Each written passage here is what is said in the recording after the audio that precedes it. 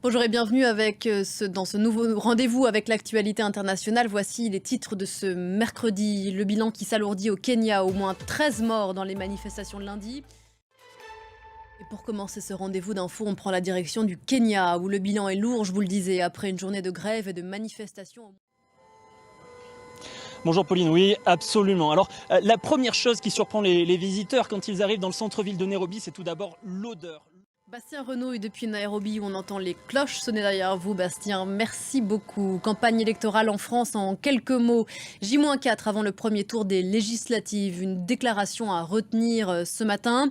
Celle de Marine Tondelier, chef de file des écologistes, membre de la coalition de la gauche, le nouveau Front populaire.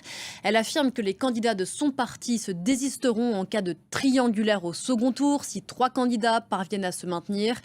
Triangulaire qui pourrait favoriser la victoire du Rassemblement national au niveau national. Donc, elle appelle les Républicains, Marine Tondelier, à faire de même. Républicains de tous bords, écoutez.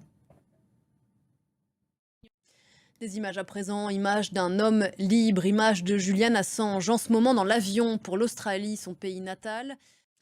Lui a 32 ans, il est américain, il risque 20 ans de prison. Le procès d'Evan Gershkovitch s'est ouvert tout à l'heure en Russie à Ekaterinbourg. Et alors que la Russie poursuit sa guerre en Ukraine, sachez que les 32 pays membres de l'OTAN viennent de nommer le Premier ministre néerlandais Mark Rutte, que vous découvrez à l'antenne comme prochain secrétaire général. Sur un tout autre sujet, une image de mode enfin, avec le défilé haute couture de la maison Chanel. Voilà pour ces belles images, parlons-en continu juste après ça.